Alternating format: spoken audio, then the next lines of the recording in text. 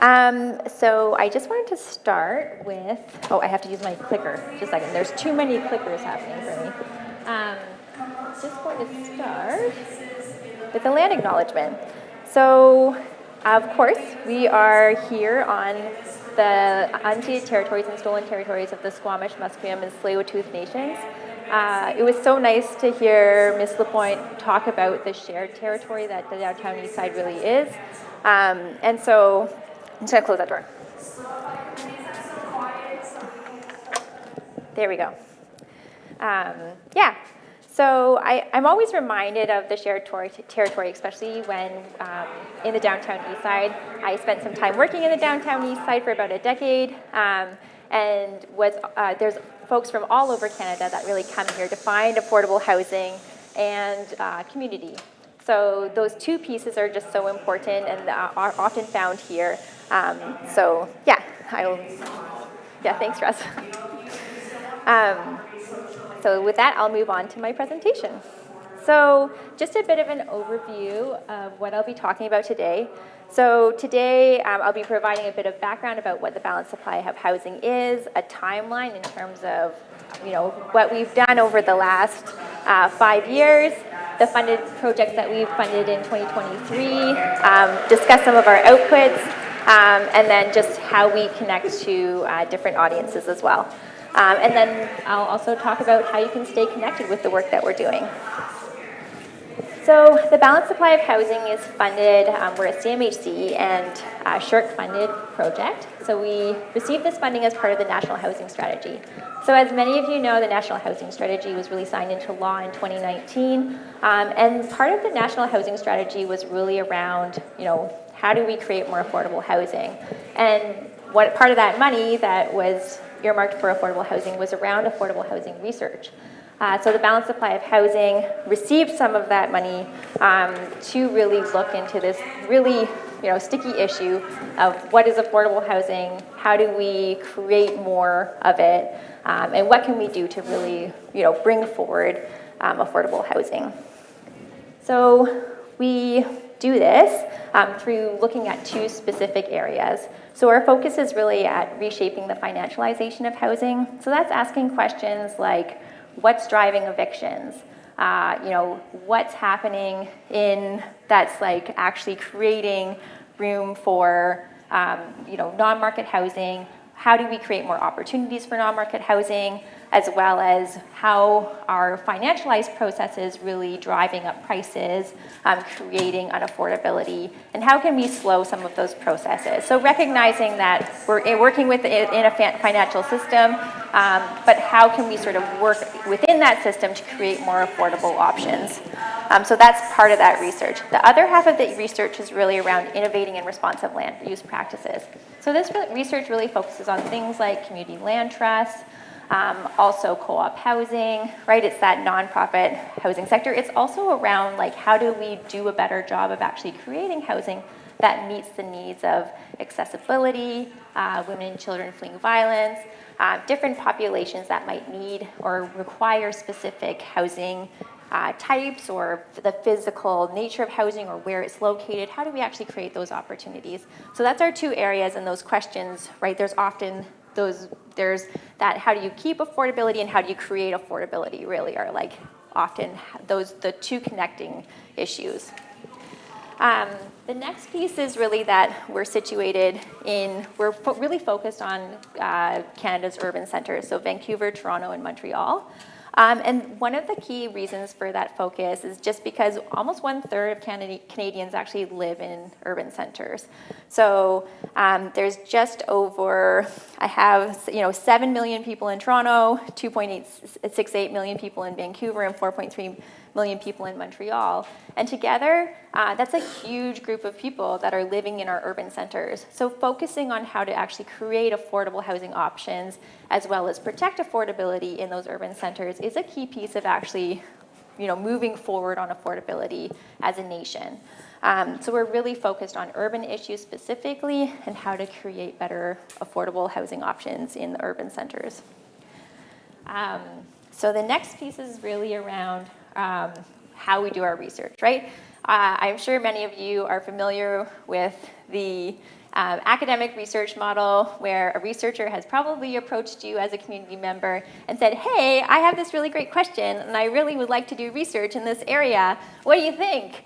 And you're like, that's great, but actually has nothing to do with what we do. Not super interested in that, and good luck with that. Have fun. So I know I was here to like see some smiles, know that everyone that is a community member, has worked with a community organization, has experienced that keen researcher that like has all the ideas, is coming to you, and really wants to push forward with what they think is going to be like the next solution. So where the balanced supply of housing really differs is we have community partners that we work with. We have academic researchers that we partner those community partners with. And many of the questions that our research really addresses come from our community partners. So our community partners say to us, we really need to look into why so many single room occupancy buildings are disappearing, or why so many, Parkdale wanted to know about their rooming houses, which are similar to single room occupancy buildings. What's happening to rooming houses? Why are they disappearing? Who is buying them? What's going on here? So the questions are coming from our community partners. They're often also leading the research in many cases. And then our academic researchers are providing that methodological support, in sort of maybe writing a report or having a student on board to help support that research, but really building on those grassroots questions rather than this sort of top-down, here's what we think you should be talking and thinking about. So that's one of the key pieces as well. So here's some of our community partners. I'm sure you'll recognize many of them. But these are the groups that come to us and are part of our central coordinating committee, are driving our research questions, are asking us to and also that we're providing funding to as well to do this research. So lots of folks from Toronto, Montreal, and Vancouver that are really part of the balanced supply of housing. And we're also working with additional folks as well that, as a government partnership grant, we have certain requirements to bring on community partners, but we also, have more informal relationships. So, for example, First United, we've partnered on some evictions research that they're doing. Yes, I see you, Amanda. So really exciting work, because we know that some of that work is really, is so incredibly timely and is also responsive in a way that often academic research can't be. So just recognizing that our community partners sometimes are just doing really important work that needs funding today, and helping to support that work as well.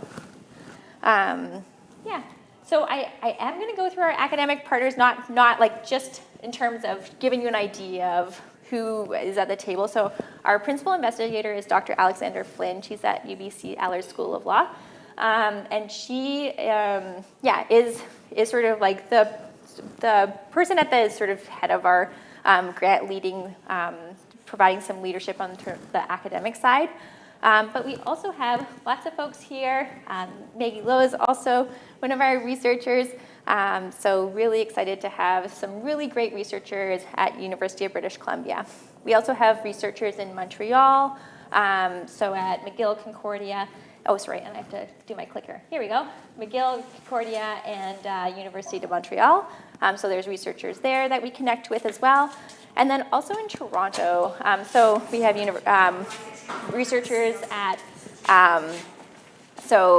Waterloo, TMU, and then lots of University of Toronto professors as well. And the reason I want to just bring put those names up there for you to refer back to later is, if you are wanting to do something, we can connect you with those researchers that are already engaged in community-based research, that are already connected often with community groups. So have that knowledge and bring some of that experience as well. So just a bit about we're, in terms of our main base, we're at the Allard School of Law at the University of British Columbia. And then the Housing Research Collaborative is sort of our umbrella, and then we have two projects, the Balanced Supply of Housing, which I've been talking about to this point, and then we also have the Housing Assessment Resource Tools under that umbrella. So Housing Assessment Resource Tools, if you haven't checked it out, check it out. It provides really great It provides, your community assessment in terms of housing needs. So it will provide you with how many folks are in housing need and core housing need, so are not being housed affordably, don't have suitable housing, and don't have housing that's in need of major repairs. How many of those folks do you have in your community? How many people are elderly that fall into that category? How many people are, single parent women families that are also needing in core housing need? So you can find anywhere across Canada, you can look into your community and look at their housing needs. It's been a really important tool. So in BC, for example, BC has mandated that communities need to actually report on who's in housing need. And they need to be able to say, here's how we're actually meeting housing need in our community. So the housing assessment resource tool is, it's using census data. It's providing open access to communities across Canada. It's a free tool, and we encourage you to check it out. It's also really great if you're a nonprofit community partner and you're wanting to know, okay, I see all of this need in this specific group of people. Is this something that is just unique to my organization, or is it something that's wider within the community? You can look to the census data to sort of say, okay, this seems like older adults are really overrepresented in my community. And housing assessment resource tool data really shows that a lot of older adults are struggling with affordability. So you can also reference that information as well. So next I'm going to go through our staff as well, because I hope that you'll get to know us. So our associate director is Craig Jones. I'm sure many of you may have heard of him just in terms of his work around evictions and Canadian Housing Survey data. He's been behind some of the research, for example, in British Columbia, just demonstrating that no-fault evictions really lead the way when we're looking at evictions across Canada. So approximately 85% of evictions in British Columbia are no-fault, so that means it's because of sale of property. It's because of a landlord wanting to move into their unit, which we know is a bit shady sometimes, or most of the time. Other things like that, right? So yes, all the time. So no-fault evictions. Right, so he was the main researcher that looked at Canadian Housing Survey data, and we'll have an update on that data coming out soon. So there's me, I'm the research manager, so just helping support our different research projects. We have over 40 projects that we've funded. 20 of those will have outputs that will be coming out in the next couple of years. We have Sam Roberts, who introduced me, so she's our communications manager at the Balanced Supply of Housing, and provides a ton of comm support. So one of the things that we have learned from working with community partners and academics is both of them have, let's just say, their limitations when it comes to actually communicating information. So we found it really helpful to have some good comms staff on board to help with that, actually translating these really important research findings and saying, this is what is important about that. Because, I'm trained as a researcher myself. I know that so often the times I get stuck in the weeds, right? I'm like, but the methods, and then we did this, and then we did that. And everyone's like, oh my God, can you just get to the point? So Sam and Sarah Lewis really help us make sure that when our community partners and researchers do have findings that are exciting, that are interesting, that we're communicating them in a way that actually brings about, change, that actually results in government and, municipal, provincial, federal. They're helping us get that message out in the right way. Also, Sarah Lewis, a big piece of behind making sure that this event runs smoothly, so also providing support to our community partners to provide that type of support. So I'm just going to go through some sort of logistic timelines, but we'll go through it pretty quickly. So just in the last 5 years, so we were funded in 2020, we're now in 2024, soon to be out of 2024. We funded over 40 projects within that period of time. Oh, and my computer just died, but that's okay. So we funded over 40 research projects. And I'm going to go through the ones that we funded in 2023 just to give you a bit of an overview of the type of work that we're funding. So in February 2023, we funded 3 projects, one on community-owned housing in Toronto's Chinatown, And this was also part of a research project that really actually led to the community being mobilized around creating a community land trust. So Toronto Chinatown Community Land Trust was partly through the organizing of CHTAM and other folks around in Toronto Chinatown Community Land Trust. This research project helped them understand, wait a second, a lot of folks that we think of as living in Toronto Chinatown actually don't live in Toronto Chinatown anymore because it's not affordable for them any longer. They're being pushed out of their community. So what can we as a community do to protect affordability, to ensure that folks that are traditionally would have been in Toronto Chinatown can stay and live in Toronto Chinatown. We also supported BC Nonprofit Housing Associations, worked with the Canadian Housing Rental Index. So again, I was talking about HEART tool and how if you're a nonprofit and you're looking for data, when you're speaking to government, it can be helpful to say, like, this is the number of people that are experiencing this. So the Canadian Housing Rental Index, similar tool, it can tell you who's in renting housing in your community and who's in core housing need. Also, it can tell you about, so they also have a measure on racialized communities. So how many racialized folks in that community are actually in core housing need, and it's also, they have a 50% marker as well. So just looking at rental housing specifically, we know that core housing need, or the need for better affordability, is really often within people that are renting. So they provide a tool specifically looking at that. We also funded a project moving forward on the missing middle. That's based in Montreal, and it's really but it's a Canada-wide project looking at single egress buildings. So we know that there's a need for, maybe 6 units on a smaller lot, but putting 2 staircases in Canada, you're required to have 2 staircases for anything over 2 stories. So this really opens up more livable space to those smaller developments that someone might do on a single family home lot. So in June, we funded 2 larger projects. So these were around $100,000 each of money that went out to multiple community partners and researchers as well. So one was really focused on community land trusts, provided funding to quite a few groups, including CNCLT, to hire people like Dominique Russell, who's their community research manager. And then we also funded a larger project on evictions and displacement that really looks at eviction filing data, and that's specifically in Vancouver and Toronto and Montreal as well. And part of that funding also went to First United again with their eviction mapping tool and some of the work that Sarah Marston's doing in terms of making sure that we're more responsive in how evictions are being handled. So in November, we funded a further 4 projects. So from the hypothetical to the material is really around attitudes towards co-housing in the Montreal area. So, how do people think about co-housing? How do we create room for co-housing? Just the idea that, maybe every single family home unit or lot, there's other alternatives to single family ownership that we need to be considering, especially in a housing crisis.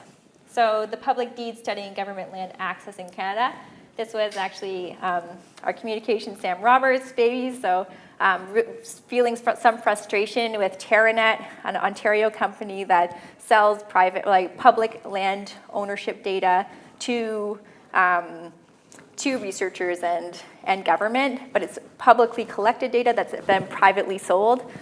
So questions around that. So we'll report back to you on that one. And then evictions in Montreal, a portrait of the growth types and landlords evicting tenants. That's working with, Quebec in general has better tenant protections. And part of the reason is the neighborhood tenant groups are organized in a way that they can provide advice on a community level to folks in the community around what their rights are, and provide some advocacy for tenants more directly, as well as provide support to landlords. So that they'll be working with data from those disputes to identify, who's being evicted and what are some of the causes for those evictions. And then there's also a project that I'm actually leading around accessible housing needs in Canada.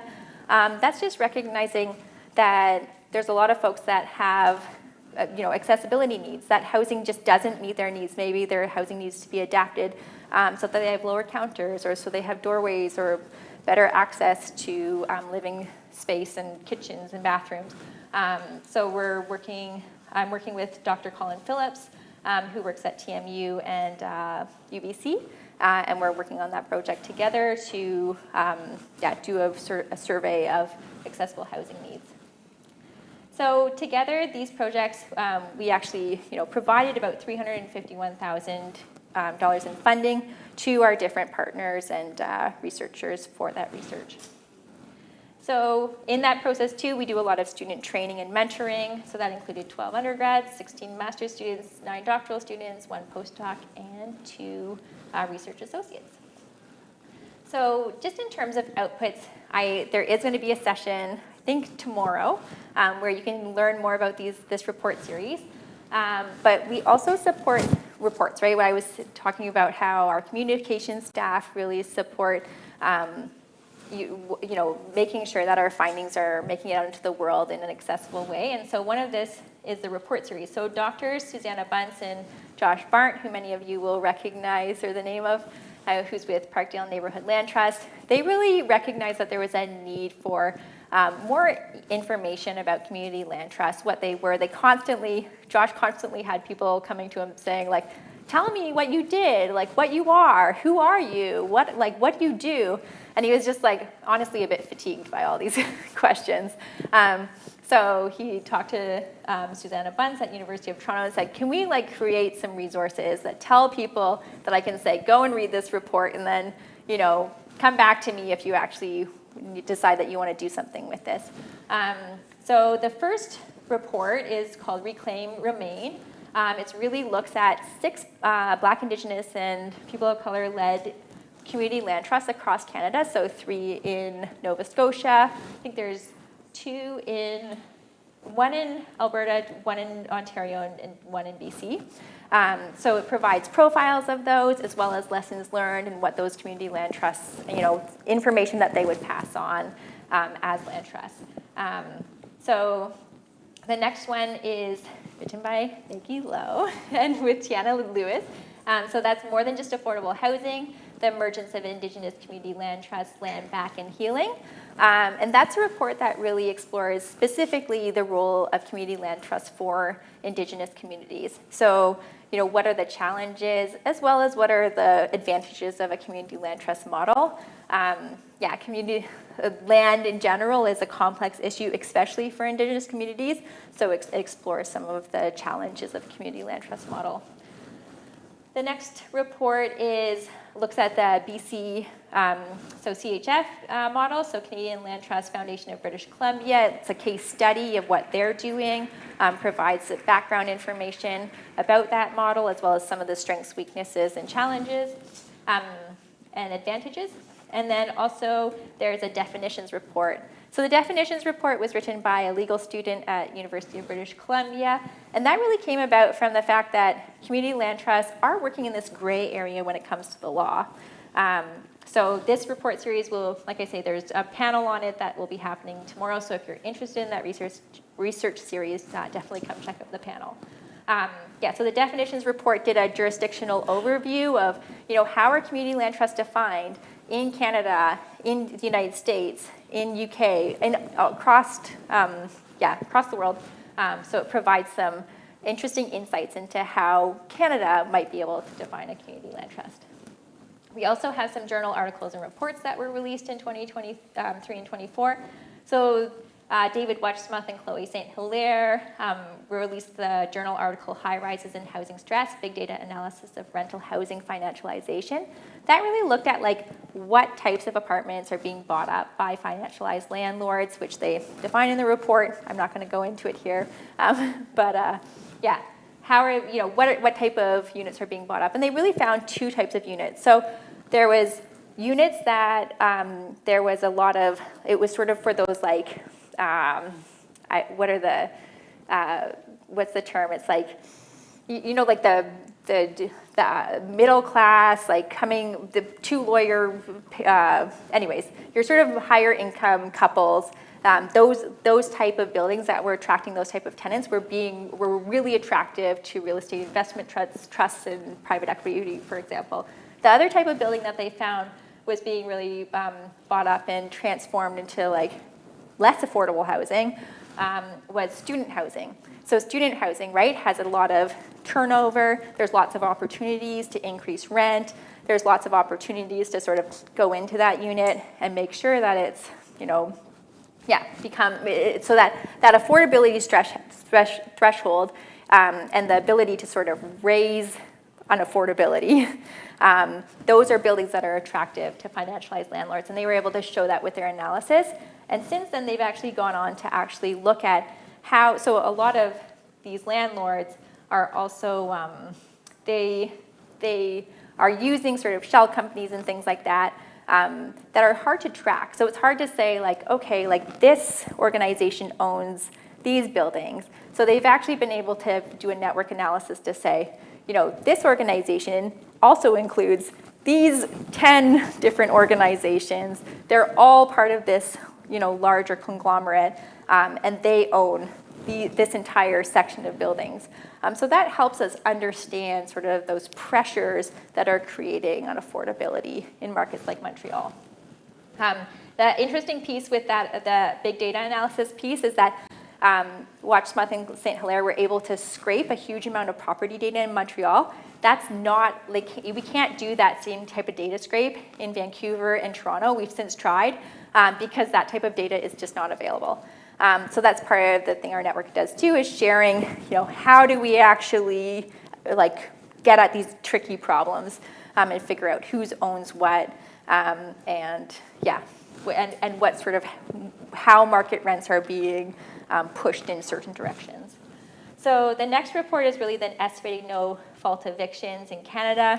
I've referenced that already in terms of Craig Jones' work and Silas Jones as well. Looking at Canadian Housing Survey data, finding that BC particularly, Vancouver also, stands out across Canada as having way too many no-fault evictions.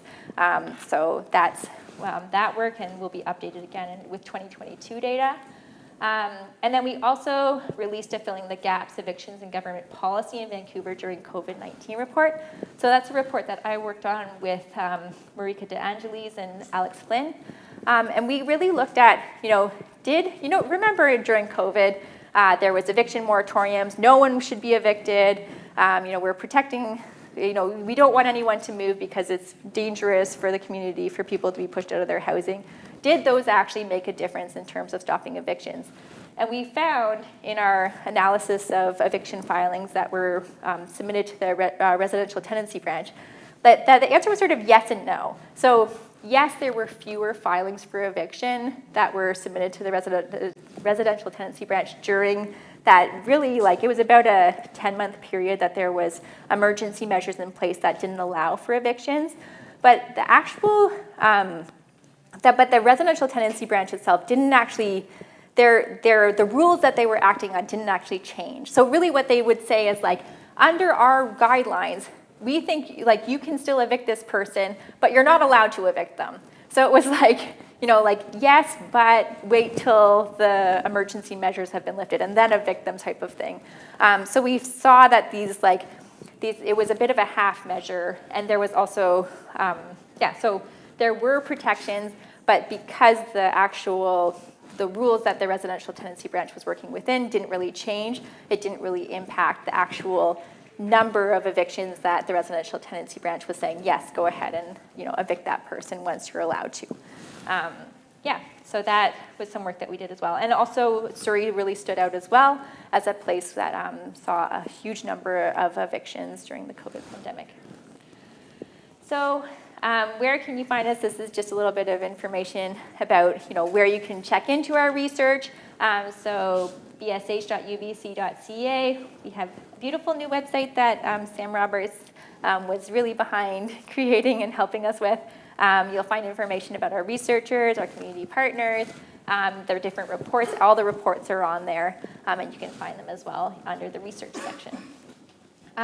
We also have webinars that we put on, usually between sort of January and April.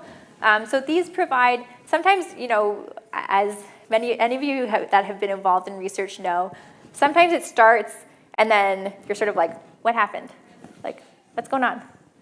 Hey, anyone?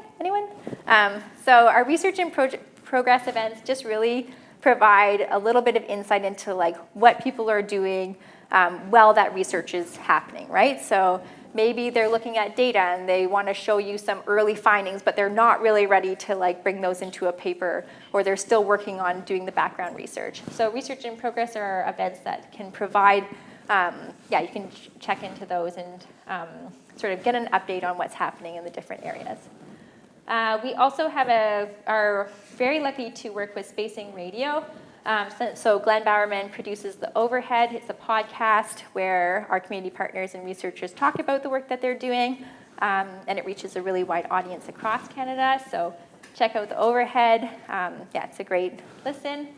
And then we also have supported with tools. So the Canadian Rental Housing Index, as I mentioned, was BC Nonprofit Housing Association's portal where you can look at rental housing need within different communities. It uses census data to identify housing need. And then also First United's work on the eviction survey, that's ongoing. So if you have folks in your community that are experiencing evictions, send them. They can fill out the survey still. It contributes to the data being collected and really gives us some really important insights. For example, a lot of the data that we have doesn't actually tell us what happens after an eviction, and this survey is actually providing us some information about, for example, 45% of folks that are Indigenous that have filled out the survey have actually not been able to find housing after being evicted. So that's really important information for policymakers and for housing providers, right, to know that this is the area there where we really need to be responsive. Also events, so supporting events like this, right, our comms team, Sarah Lewis specifically has been a big piece of supporting an event like this. And then we also have a spring workshop every year. That's for our community partners and researchers. And we also invite international guests to speak, and that's been a really great way for our researchers and community partners to come together, learn about what each other are doing. I know that all of you experience this where you're just like in your bubble, you're doing your thing, you're sort of like, just, it can take a lot, and sometimes it's hard to sort of be like, okay, like you're doing something. Oh my goodness, like that's exactly what we're doing. We also want to know more about that. So that provides that place for people to learn about what each other are doing and also collaborate as well. So, and then let's see here. I'm just going to mention also some of our media mentions. So we have lots of our research has actually made it into the media. These are just, articles that have highlighted balanced supply of housing research. And finally, just encourage you to stay connected. So you can visit us at bsh.ubc.ca, as I mentioned, subscribe or follow us on X at bshnode, or LinkedIn at Housing Research Collaborative, or send us an email at contact@bsh.ubc.ca. All right, so with that, thank you, and welcome any questions.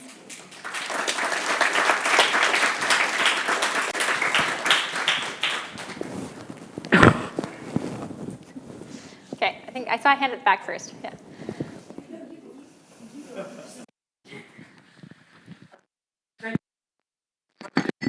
My name is Kevin. I'm with the Kensington Market Trust in Toronto. Our logo was on the screen there.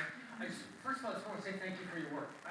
With no kind of exaggeration, when we had the opportunity to buy our first building in Kensington Market in 2021, we would not have gotten over the hump of an incredibly intense due diligence process without support from Dr. Susanna Bunce and your team. Like, it wouldn't have happened. And to put the lie to the notion that academics live in ivory towers. I mean, there's an example of a project which is so firmly rooted in the community that meant we could buy a building. So it's real. Thank you. My kind of dumb question is, it's just fascinating, and there's about a million things I'd love to ask about what you just talked about. This project's been going on for a few years. I'd be fascinated to know if there are any kind of high-level, big-picture observations. Like, we're heading into a federal election campaign. I have these conversations, in informal ways all the time. what are some of kind of the big picture learnings in terms of policy in particular that we do? Yeah, I think it's something constantly on my mind, honestly. The big thing for me, so I came from a background of homelessness research. I did a lot of research around, like, you know, how, why is homelessness happening? What's going on? Sorry, but important questions, but really the answers are simple. The big thing that has come from seeing all this research being done is really protect affordability, right? We need to do a better job of protecting affordability. Currently, we're losing affordability at a shocking rate. There's holes in the bucket. It's just bleeding out, and then we're going to continue to see these problems amplified without doing a better job of protecting affordability. So that would be my 2 cents on that. Yeah. Yes. Thanks. Oh, sorry. Oh, yeah, go ahead. Yeah. Perfect. Yeah. Thanks so much. Hi, I used to be a student in Chinatown, because in Toronto's Chinatown, and I lived in student housing. One of the things that came up for me as part of your conversation around the short-term rentals and student housing is do you have any plans at the Balanced Supply of Housing to do a more comprehensive study on the nature and impact of short-term rentals? Because I think, like, as someone who's also done a bit of study on the impact of short-term rentals in the Chinatown area at one point during one summer, like, I saw a whole host of really interesting things, like people actually borrowing licensing codes because the City of Toronto has a registration basis, database, etc. Just curious to know if that's actually on your minds. Yeah, for sure. So David Watchsmuth is really the one that's done a bunch of short-term rental research, and we supported some of that research. He just released a report specifically on British Columbia. One of the reasons that British Columbia is sort of a better place to do research on that is because of some of the rules that have come into place that make it harder to provide short-term rentals, right? So that creates data. The big thing that's missing in a lot of provinces is it's largely you'd have to go to someone like Vrbo or Airbnb and either buy or barter or trade for that data in unknown ways. So, you know, because BC has actually mandated that you have to have a license, you have to go through these regulations, it's created better accountability. So I know that David Watchsmuth is working to, like, also ensure that those practices, and a lot of the work that we do too is around actually, like, advocating for better data access, because, like you say, like, without that information, you're just sort of guessing. So we're really, like, often working to make sure that there's better data available so that our researchers can actually say, like, here's the impact.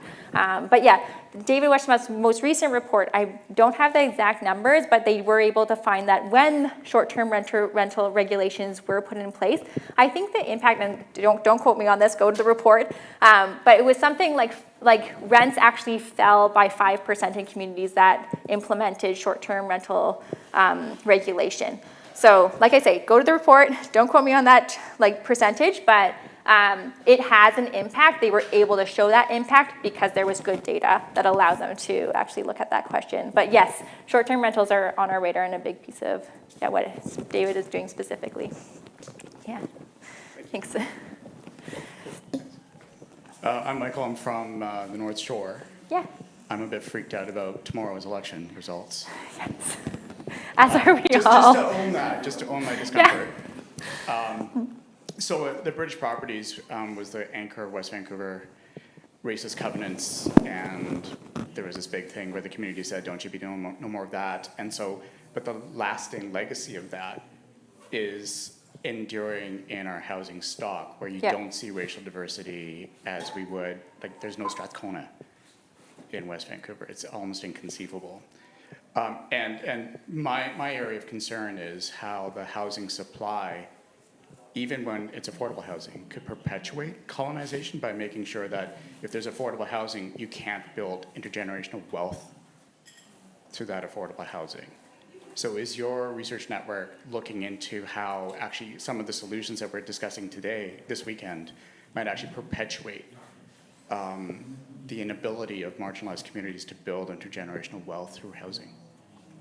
So I'm not 100% sure I'm understanding your question correctly, but let me check if I am. So one of the things we're doing is are you wondering about like those missing middle solutions where like a household, for example, has the ability to build on their property and like ensure that there's multiple units, for example, which is something that's only recently become allowed in BC?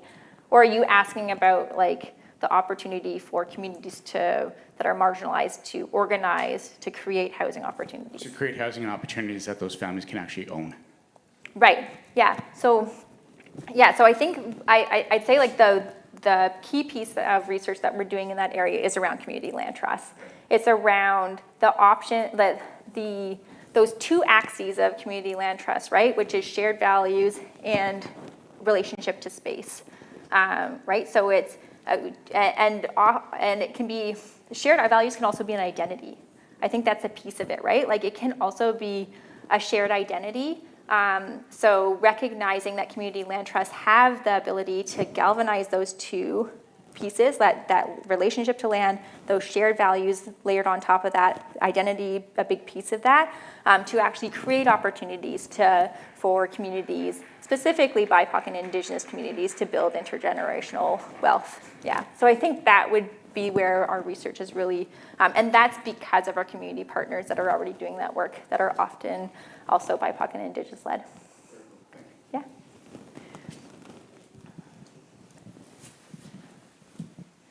Hi, my name's Tiffany Joseph from the Xaxat Tunguk Sacred Land Society. We're based on southern Vancouver Island. So I'm also Squamish, so we're here in my ancestral lands as well. And my people, all of my ancestors, like it includes the Husaitnich on southern Vancouver Island, the Squamish here in the Vancouver area, and like Snuneymuxw, for example, going up to Nanaimo.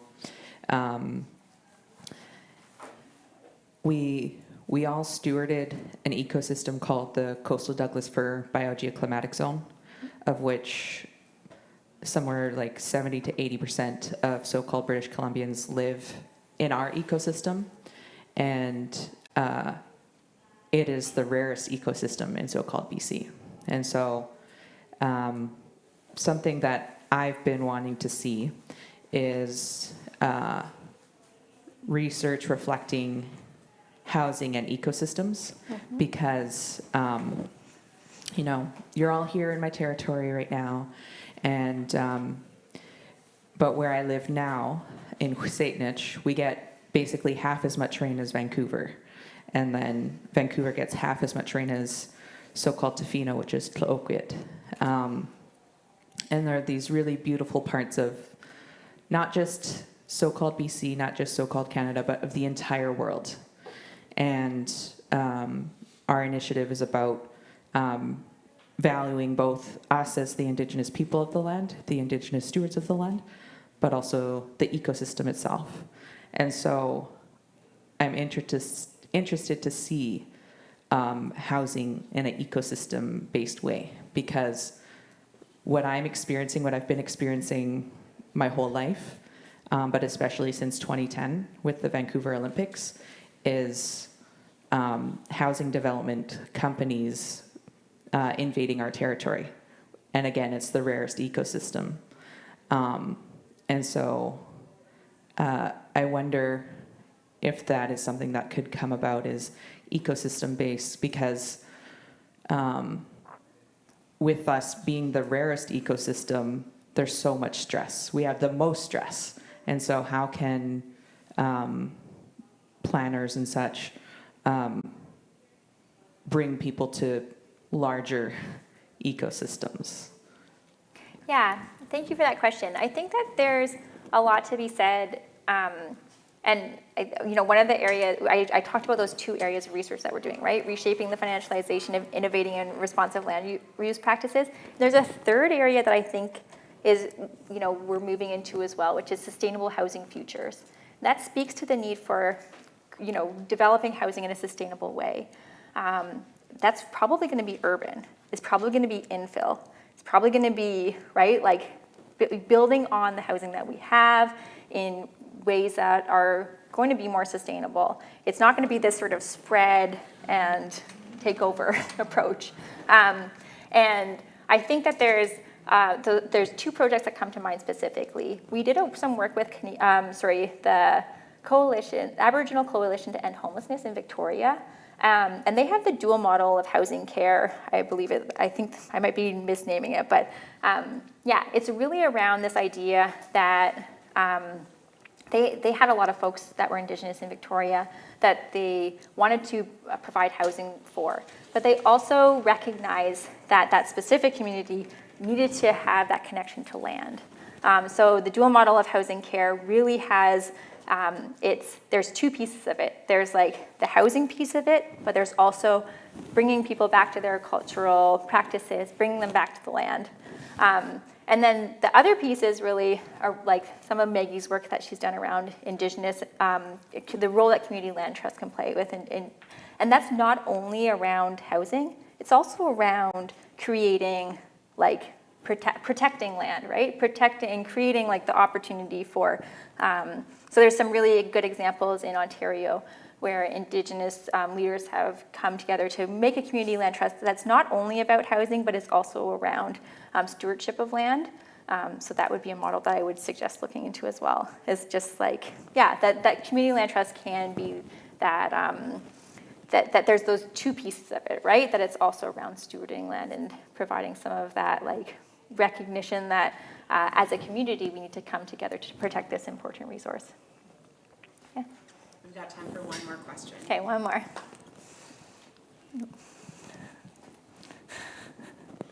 Rock, paper, scissors. Yeah. Sorry, who's taking it? I'll take your question after. Yeah, go ahead. We can fit both of Yeah, you. yeah, we can do both. Yeah, go quick. Concise. Thank you. My question's, you mentioned that a lot of the data you pull from are large urban centers. I wonder if there's any kind of resources you could point to or advice on studying in rural Yeah. territories. Like I said, like not our area. I'm really sorry. Like I don't have a lot of data on rural areas, but I can't. So there are other nodes that we're part of the Canadian Housing Evidence Collaborative. So there's the Catherine Levitt-Reed in New Brunswick. She's specific, and then also the other person that I would direct you to is, pardon? Yeah, University of Northern British Columbia. Thanks, Sam. So both those, they have a lot more experience with rural and northern communities and can point you to some really good data sources. But yeah, my area is definitely urban. Sorry. Yeah, go ahead. It's okay. There's time for you. Come on. There's time. There's time. Please. Yeah. You'll regret it. I thought there were no other hands, so I was like, sure. You mentioned that protecting affordability might be the most important way to communicate it. Is there anyone researching the definition of affordability? Yes. So, for example, it could be a certain percentage of gross income, certain percentage of net income, could be a different percentage based on your income bracket. But do we think about groceries in that way? You shouldn't be spending more than 15% on groceries, or in Canada, you shouldn't be spending more than 30% on health insurance. Like, you don't always think about it in that way. So are there people thinking about how to have a definition of affordability that actually works? Right, that more like holistic definition of affordability. Yeah, so interesting history, which I'm not like super familiar with, but I think that there has been this like pulling apart, right, of housing and other affordability measures often, right? Where it's like housing it's a benefit to you. You're like, there's an assumption that Canadians are homeowners and therefore housing is not a cost, it's an asset that is growing for eternity. that obviously is not a model that's working for a lot of folks, and it really needs to be put back into that like market basket, right? And so I know we're specifically looking at sort of those, I would say, like bigger picture in urban centers, like how is affordability being gained or lost? But yes, that's a big piece of it. And I would say also that one thing that comes up again and again and again, every single research project that I'm involved in is how do we define affordability? And I can tell you that municipal, provincial, and federal governments are defining it differently and are funding it differently and are expecting different things out of affordable housing.